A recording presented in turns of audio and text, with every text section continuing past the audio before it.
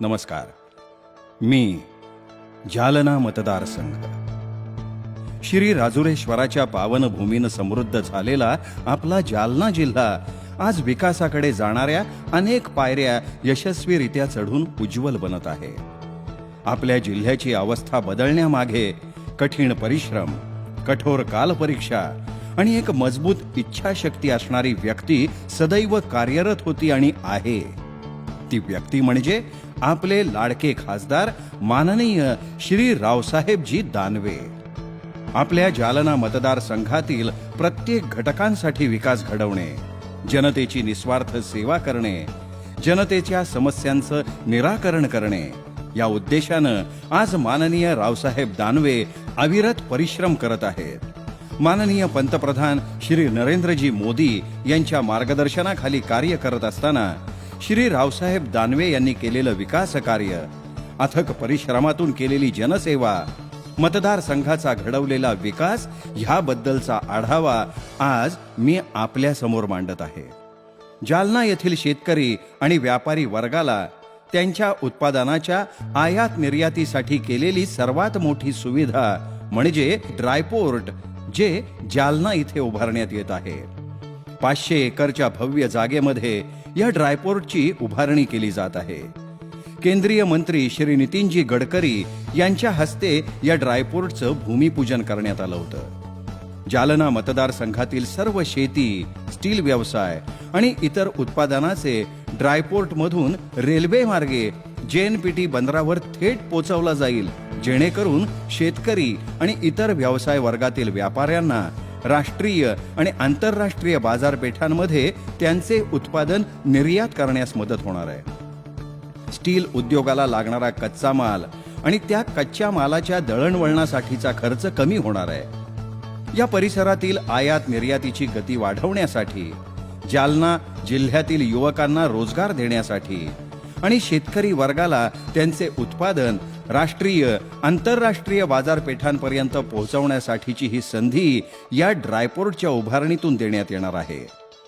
या ड्रायपोर्टचं काम 70% पूर्ण झालेलं असून लवकरच हे पोर्ट पूर्ण होईल. रावसाहेब दानवे यांच्या जालना शहराच्या औद्योगिक विकासाच्या स्वप्नातून आणि कार्यक्षम विचारातून हे ड्रायपोर्ट उभारलं जात आहे. जालना मतदारसंघातील अनेक युवक युवतींना आधुनिक शिक्षणाची सोय उपलब्ध करून देण्यासाठी रावसाहेब दानवेंच्या आधुनिक विचारांमधून सरकारच्या मदतीनं जालना येथे ICT केमिकल टेक्नॉलॉजी इन्स्टिट्यूटची स्थापना करण्यात आली आहे. संपूर्ण भारत देशात भुवनेश्वर आणि जालना ह्या 2च शाखा असणारी ही इन्स्टिट्यूट युवकांच्या आधुनिक शिक्षणाचा महामेरू ठरणार आहे. 203 एकर अशा प्रशस्त जागेत या इन्स्टिट्यूटची उभारणी करून पदवी, पदव्युत्तर आणि PhD पर्यंतच्या शिक्षणाची सोय असणार आहे. स्टील उद्योग, बियाणे उद्योग याचे विद्यार्थ्यांना शिक्षण देऊन त्यांना उद्योगासाठी आणि रोजगार निर्मितीसाठी प्रोत्साहन मिळेल. येथे विद्यार्थ्यांना देण्यात येणाऱ्या शिक्षणातून मराठवाड्यातील उद्योग शिक्षणाचं मागासलेपण दूर होणार आहे आणि होईल.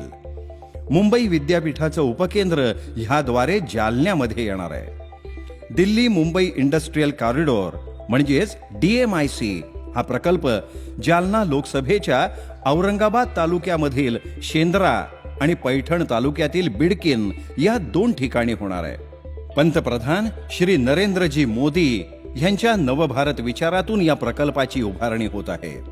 मराठवाड्याचं आर्थिक मागासलेपण दूर करून औद्योगिक विकासाला चालना देण्याचं काम ह्याद्वारे होणार आहे. आधुनिक जगाच्या सोबतीनं विकास घडवण्याच्या दृष्टीनं येथे मेगा इंडस्ट्रियल पार्क उभारलं जाणार आहे. या प्रकल्पांच्या माध्यमातून मराठवाड्यातील सुमारे 3.5 लाख तरुणांना रोजगाराची संधी प्राप्त होईल आणि रोजगारासाठीची त्यांची चिंता मिटेल. या ठिकाणी सुमारे 20,757 एकर जमिनीवर ह्या प्रकल्पाचं निर्माण करून नव्यानं येणाऱ्या अनेक उद्योगांना इथे प्राधान्य देण्यात येणार असून नव उद्योजकांना उद्योगासाठी बळ मिळणार आहे. तसेच नव्याने येणाऱ्या संरक्षण क्षेत्रातील उद्योगांना मोठ्या प्रमाणात संधी मिळणार आहे. येथून आयात आणि निर्यात होणाऱ्या मालाच्या दळणवळणासाठी शेंद्रा बिडकीन हा मार्ग पुणे मार्गे थेट मुंबईपर्यंत जाणार आहे. भारतमाला या योजनेतून शेंद्रा ते बिडकीन ग्रीनफील्ड मार्ग उभारण्याच्या कामाला आता सुरुवात झाली आहे. अभियांत्रिकी, कृषी, वाहन तसेच स्टील उद्योगाला आणि वस्त्र उद्योगाला अधिक गती आणि औद्योगिक विकास मिळणार आहे. जालन्याचा औद्योगिक विकास, रोजगार निर्मिती आणि व्यावसायिक चालना देण्याचे विचार मनी बाळगून श्री रावसाहेब दानवे यांनी दिल्ली मुंबई इंडस्ट्रियल कॉरिडॉर म्हणजेच DMIC हा प्रकल्प जालना लोकसभेच्या औरंगाबाद तालुक्यातील शेंद्रा आणि पैठण तालुक्यातील बिडकीन येथे उभारण्यासाठी बहुमोल असं कार्य केलं. बियाणांची पंढरी मानले जाणारे आपले जालना आज महाराष्ट्रात अनेक ठिकाणी बियाणांचा पुरवठा करत आहे. त्याच पार्श्वभूमीवर बियाणे व्यवसाय अधिक वाढवण्यासाठी आणि बियाणे उद्योगाला प्रोत्साहन देण्यासाठी सीड हबची उभारणी करण्यात येत आहे. पणशेंद्रा शिवारात MIDCच्या वतीनं देण्यात येणाऱ्या 30 एकर गायरान जमिनीवर हा प्रकल्प उभा होत आहे. जेनेटिक लॅब, बियाणे प्रमाणीकरण प्रयोगशाळा, बियाणे चाचणी, डेमो प्लॉट्स इत्यादी कामे सामायिक सुविधांमधून पायाभूत सुविधा उपलब्ध करून देत आहे. आपल्या मराठवाड्यातील अनेक शेतकरी आज अशा कार्यापासून वंचित आहेत. जालन्यातील या सीड हबच्या प्रकल्पातून इथेही शेतकरी वर्गाला कृषी उद्योजक होण्याची सुवर्ण संधी उपलब्ध होणार आहे. सीड हबमुळे उच्च प्रतीचे बियाणे रास्त दरांमध्ये उपलब्ध होईल. जालन्यामध्ये सध्या 20,000 सीड प्लॉट धारक असून 13,500 जणांना रोजगार प्राप्ती झाली आहे आणि 25,000 लोक अप्रत्यक्षरित्या या उद्योगावर अवलंबून आहेत. सरकारच्या ह्या निर्णयामुळे जालन्यातील बियाणे उद्योगाला नवी गती प्राप्त होईल. सीड हब प्रकल्पातून शेतकरी बांधवांना उत्तम व दर्जेदार बियाणे अगदी माफक दरात मिळतील. युतीचे सरकार आले तेव्हा माननीय पंतप्रधान श्री नरेंद्र मोदी, माननीय नितीनजी गडकरी आणि राज्याचे मुख्यमंत्री श्री देवेंद्रजी फडणवीस यांच्या माध्यमातून हा निधी जालना क्षेत्राला मिळाला आहे. गावागावातील रस्ते निर्माण, रस्ते दुरुस्ती यासारखे कार्य मोदी सरकारच्या काळात अधिक गतीनं होत आहे. जालना जिल्ह्यातील 231 गावात 552 किलोमीटर पक्क्या रस्त्यांची बांधणी करून ग्रामीण भागाला जोडण्यात यश आलेलं आहे. तांडा वस्ती सुधार योजनेअंतर्गत सिमेंट रस्त्यांच्या विकास कार्यासाठी निधी मंजुरी मिळवली गेली आहे.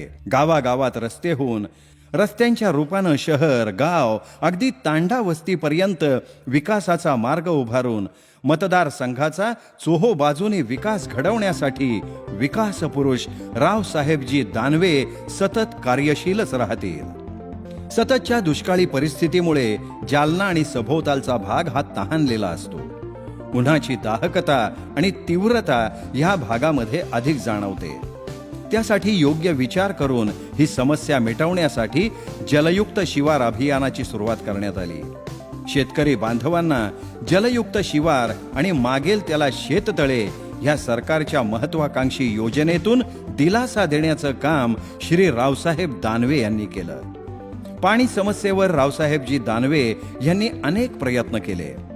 रावसाहेबजी दानवे यांनी कंपन्यांचा CSR निधी मिळवण्यासाठी तसेच अनेक संस्था, संघटना यांना विनंती करून आणि राज्य सरकारच्या माध्यमातून जालना मतदारसंघातील अनेक ठिकाणी जलयुक्त शिवारची मोठ्या प्रमाणात कामं केली. बदनापूर, तालुका कडवंची, तालुका जिल्हा जालना, जवखेडा बुद्रुक, भोकरदन येथे जलयुक्त शिवार अभियाना अंतर्गत अनेक कामे श्री रावसाहेबजी दानवे यांच्या प्रयत्नातून पूर्ण झालेली आहेत. सामान्य आणि गोरगरीब जनतेला आर्थिक दृष्टीनं परवडणारा प्रवास हा रेल्वेचा असतो. जालना मतदारसंघामध्ये रेल्वेनं प्रवास करणारे प्रवासी अधिक प्रमाणात आहेत. अनेक वर्षांपासून जालना रेल्वे स्थानकाच्या प्रलंबित प्रश्नांसाठी मागणी होत होती. माननीय मोदीजींच्या मार्गदर्शनातून रेल्वे स्थानकाचा विकास होत आहे. त्यातील काही कार्याचा हा आढावा. मनमाड नांदेड लोहमार्गाचं दुहेरीकरण आणि विद्युतीकरणाचं कार्य सुरू असून हे कार्य येत्या 2 वर्षात पूर्णत्वास येणार आहे. मुंबई नाशिक भागात प्रवास करणाऱ्या प्रवाशांसाठी जनशताब्दी एक्सप्रेस दानवे यांच्या प्रयत्नांमुळे जालना ते दादर अशी करण्यात आली आहे. जालना नागरसोल असलेली साईनगर शिर्डी डेमूला सुरुवात झाली असून भाविक प्रवासी अगदी सोयीस्कररित्या प्रवास करू शकतील. ज्येष्ठ नागरिक, महिला, सामान असणाऱ्या प्रवाशांसाठी जालना रेल्वे स्थानक येथे लिफ्टची उभारणी केली. जालना शहरातील पाणी पुरवठा शहराचा विस्तार लक्षात घेऊन कायम सुरळीत राहावा यासाठी रावसाहेबांच्या प्रयत्न आणि मार्गदर्शनातून जालना शहरासाठी जलकुंभ व जलवाहिनीचं काम सुरू केलं गेलं. जालना ते जायकवाडी अशी स्वतंत्र पाईपलाईन टाकण्यात आली असून जालना शहराला थेट जायकवाडी धरणातून पाणी पुरवठा होणार आहे.